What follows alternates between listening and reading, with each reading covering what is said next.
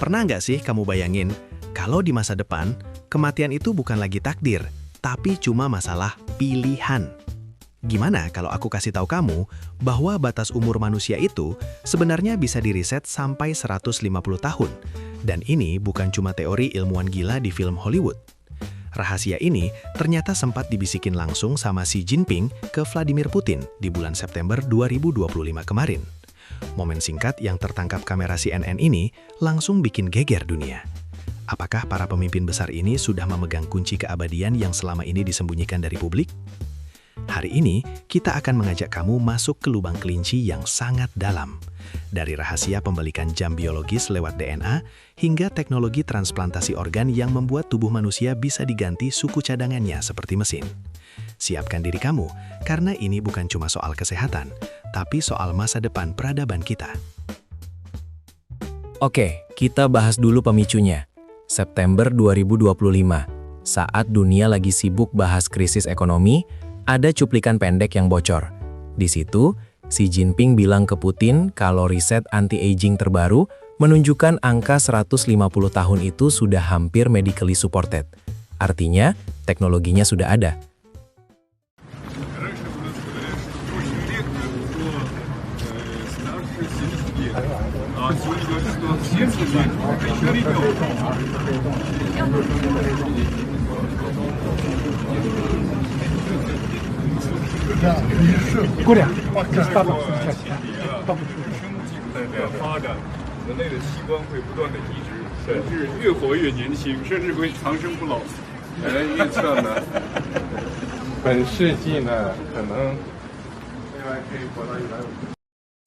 Respon Putin, dia nggak kaget.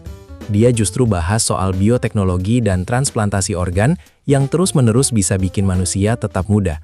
Putin nggak cuma bicara soal obat atau suplemen.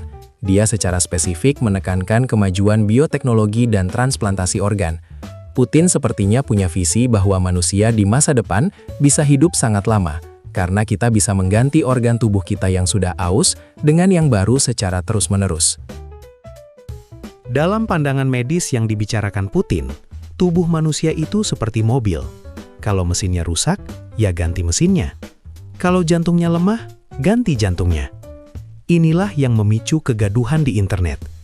Isunya jadi liar, mulai dari riset legal di laboratorium besar, sampai dugaan praktik kotor di pasar gelap Asia Tenggara demi mendapatkan materi biologis segar. Sejak saat itu, internet meledak dengan teori konspirasi yang liar banget. Kamu mungkin pernah dengar soal young blood transfusion, transfusi darah muda, atau penggunaan stem cell bayi. Tapi yang lebih mengerikan, ada dugaan kalau riset ini bersinggungan dengan praktik kotor di area abu-abu, seperti scam Parks di Myanmar. Rumornya, ada praktik forced IVF surrogasi dan child piglet farming, sebuah istilah medis yang kalau aku jelasin di sini, rasanya bikin merinding. Harganya, jangan ditanya. Di pasar gelap, produk untuk bikin kamu awet muda ini sudah punya label harga yang cuma bisa dibayar sama miliarder dunia. Tapi tunggu dulu, biar kamu gak bingung, kita harus bedain dua hal ini, longevity dan immortality. Banyak orang campur aduk, padahal beda banget. Longevity atau panjang umur, itu tujuannya supaya kamu bisa hidup sampai 120 atau 150 tahun, tapi dalam kondisi segar bugar. Nggak pikun, nggak encok, nggak sakit-sakitan. Fokusnya adalah memperpanjang health span atau masa sehat kamu. Sedangkan immortality atau keabadian, ini beda lagi. Secara biologis, ada makhluk yang namanya ubur-ubur Turritopsis dohrnii. Mereka secara teknis nggak bisa mati karena usia. Sel mereka bisa kembali ke fase bayi lagi. Manusia sedang mencoba mencari cara. Bisa nggak sih kita mencuri kemampuan ubur-ubur ini buat diaplikasikan ke tubuh kita? Putin dan Xi sepertinya lagi bahas kemungkinan itu. Nah, sekarang aku jelaskan secara teknis apa yang dimaksud Putin soal transplantasi tadi. Ada dua jalur utama yang lagi dikembangkan. Pertama, xenotransplantasi. Ini adalah proses mencangkokkan organ hewan ke manusia. Kenapa babi sering disebut? Karena secara ukuran dan fungsi, organ babi itu paling mirip sama manusia. Tapi masalahnya, imun tubuh kita pasti akan menolak organ asing. Solusinya, rekayasa genetika. para ilmuwan mengedit DNA babi supaya organ mereka nggak dianggap musuh oleh tubuh kita. Kedua, 3D bioprinting dan organoids. Bayangkan dokter bisa mencetak ginjal atau hati baru menggunakan sel punca kamu sendiri. Jadi nggak akan ada penolakan imun karena organ itu punya DNA yang sama dengan kamu. Inilah alasan kenapa Putin sangat percaya diri, karena secara teori, kalau kita bisa mengganti semua organ yang rusak, secara biologis kita sulit untuk mati. Tapi, ganti organ saja nggak cukup kalau sel-sel dasarnya tetap menua. Inilah bagian yang kemungkinan besar didiskusikan Xi Jinping dengan Putin, enzim telomerase. Kamu bisa bayangkan telomera itu kayak plastik di ujung tali sepatu kamu. Fungsinya menjaga supaya untayan DNA kamu nggak rusak atau terurai setiap kali sel membelah diri. Masalahnya, setiap kali sel kamu beregenerasi, si plastik telomera ini makin pendek. Begitu plastiknya habis, DNA kamu mulai rusak, sel berhenti membelah, dan kamu mulai menua. Ini disebut the Hayflick limit. Sel yang berhenti berfungsi ini jadi sel zombie, atau masuk fase cellular senescence, yang merusak jaringan sekitarnya. Itulah alasan kenapa kita keriput dan organ kita melemah. Nah, riset yang dibicarakan Putin dan Xi itu bisa jadi soal enzim telomerase. Enzim ini seperti tukang servis, yang fungsinya nge-recharge atau memanjangkan lagi si plastik tali sepatu tadi. Secara teori, kalau kita bisa aktifkan ini tanpa memicu kanker, kita bisa memutar balik jam kematian. Artinya, ya sel kamu akan tetap muda selamanya. Yang lebih ajaib lagi, ternyata telomere ini bisa diwariskan, namanya transgenerational epigenetic. Kalau kakek atau orang tua kamu dulu hidup di bawah tekanan stres ekstrim atau polusi berat, ada kemungkinan kamu lahir dengan telomere yang sudah pendek. Jadi secara teknis, kamu bisa lahir dengan umur biologis yang lebih tua dari umur aslimu. Nah, sekarang kita masuk ke bagian yang paling seru. Kalau tadi kita bahas soal ganti suku cadang dan ujung DNA, sekarang kita bahas gimana caranya para ilmuwan memperbaiki tubuh kita dari dalam. Ada 3 pilar utama yang saat ini jadi kitab suci riset anti-aging di seluruh dunia. Aku bakal jelasin sesimpel mungkin supaya kamu langsung paham. Pilar pertama adalah tentang sel zombie. Kamu tahu nggak? Sebenarnya, setiap hari sel di tubuh kita itu membelah diri. Tapi, ada kalanya sel ini rusak atau terlalu tua, sehingga mereka berhenti membelah.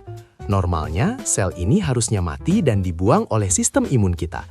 Tapi masalahnya, ada sel-sel nakal yang nggak mau mati. Mereka tetap ada di sana, nggak berfungsi, tapi justru mengeluarkan racun atau peradangan yang merusak sel-sel sehat di sekitarnya. Makanya para ahli menyebutnya sel zombie.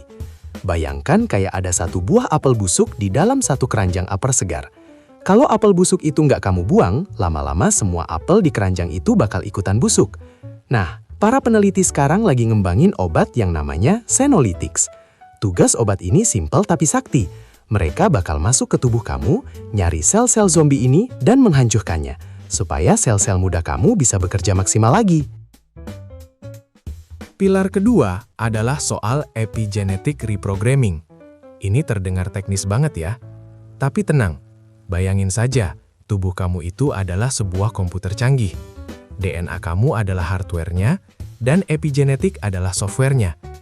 Seiring bertambahnya usia, komputer kamu ini mulai lemot, bukan karena hardware-nya rusak, tapi karena banyak file sampah, virus, atau software yang sudah korup atau rusak. Kamu mulai kehilangan informasi digital tentang gimana caranya jadi sel yang muda. Teori dari David Sinclair, profesor dari Harvard, bilang kalau kita sebenarnya bisa melakukan factory reset atau install ulang sistem sel kita. Caranya adalah dengan memasukkan protein khusus yang sering disebut Yamanaka Factors untuk memberitahu sel tua itu, kamu lupa ya, gimana rasanya jadi sel muda? Ini aku balikin lagi settingan pabriknya. Hasilnya, sel yang tadinya sudah tua bisa balik berfungsi normal lagi kayak sel bayi. Pilar terakhir adalah soal metabolic signaling. Ini tentang gimana tubuh kamu memutuskan, hari ini aku mau tumbuh, atau hari ini aku mau memperbaiki diri. Di tubuh kita ada saklar otomatis. Saat kita makan banyak dan jarang gerak, saklar pertumbuhan, mTOR, akan terus menyala. Tubuh bakal terus numpuk lemak dan sel terus membelah tanpa sempat diperbaiki. Tapi saat kita puasa atau mengonsumsi molekul tertentu seperti NAD+ atau NMN, saklar perbaikan akan menyala. Tubuh kita bakal masuk ke mode survival, di mana dia bakal mulai bersih-bersih dan memperbaiki DNA yang rusak. Para ilmuwan sekarang lagi mencoba mencari cara supaya kita bisa menipu tubuh kita. Jadi meskipun kita nggak puasa ekstrim, kita bisa pakai molekul tertentu untuk menyalakan saklar perbaikan itu selama 24 jam penuh. Intinya, kita mau tubuh kita selalu dalam mode maintenance atau perawatan rutin supaya nggak cepat rusak. Jadi dengan menggabungkan 3 hal tadi, buang sel zombie, install ulang sistem sel, dan nyalain saklar perbaikan, angka 150 tahun itu bukan lagi sesuatu yang mustahil. Tapi pertanyaannya, siapkah kita? Kalau teknologi ini beneran ada, apakah buat kamu dan aku? Atau cuma buat mereka yang punya kuasa? Secara medis, mengganti organ itu sudah biasa. Tapi tubuh manusia itu bukan mesin yang bisa ganti spare part terus-menerus. Ada sistem imun, saraf, dan kesadaran yang sangat kompleks. Banyak ahli bilang, target mereka saat ini bukan hidup abadi, tapi hidup sehat lebih lama. Tapi, ketika ambisi politik bertemu dengan sains rahasia, garis batas etikanya jadi pudar. Inilah titik di mana sains yang bersih bisa jadi sangat kotor.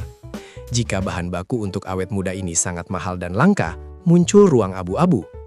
Rumor soal perdagangan organ ilegal atau penggunaan plasma darah muda dari orang-orang yang diculik bukan lagi sekedar film horor.